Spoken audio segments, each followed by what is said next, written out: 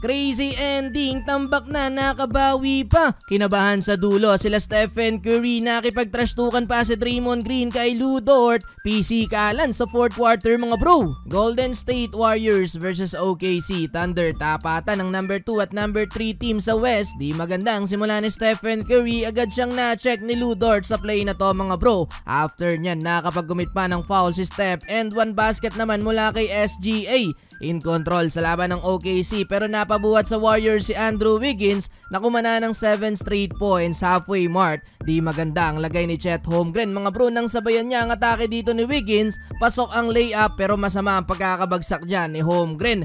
Grabe yung pagkaka-impact nung kanyang kanang balakang mga bro na hindi kinaya ni Chet Holmgren.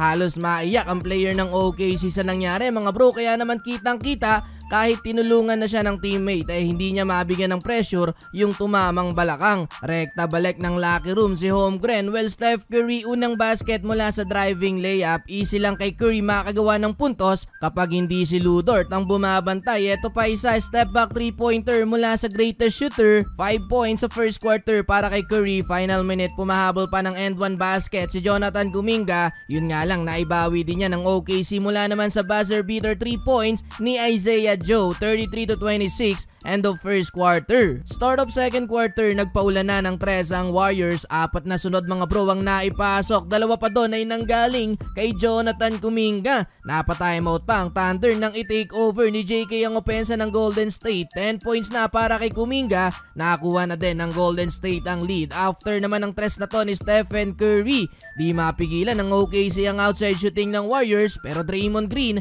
napituan ng offensive foul sa play na to mga bro. Muntikan pang tamaan ng siko sa ulo si Lu Dort.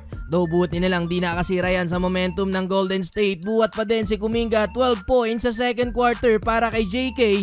Eto pa isang nagpapakilala sa Warriors, si DeAnthony Melton. First start of the season para sa player na to pero meron ng 12 points, 4 na 3 pa ang naipasok mga bro sa first half. Fully healthy ang Golden State at walang player ang nasa injured list. Last 2 minutes, huling 3 para sa Warriors mula sa quick release ni Stephen Curry over Lu Dort. Total of 13 3 points ang naitala ng Golden State sa first half, kaya hawak din nila ang 7-point lead, 65-58. Third quarter, walang senyales na makakabalik pa sa game si Chet Holmgren. Hot start pa para sa Warriors and 1 basket kagad mula kay Steph Curry. 8-0 start para sa Golden State, kaya lobo bigla sa double digit ang inahabol ng OKC. Laking kawalan ni Holmgren sa depensa ng Thunder mga bro, puro sa ilalim ang puntos ng Golden State. Pero heto, SGA binutata ang layup ni Stephen Curry. Yun nga lang, right after ng play na yan, bumawi kagad ng 3 ang greatest shooter, nabigyan ng espasyo, sabay celebrate pa sa harap ni SGA.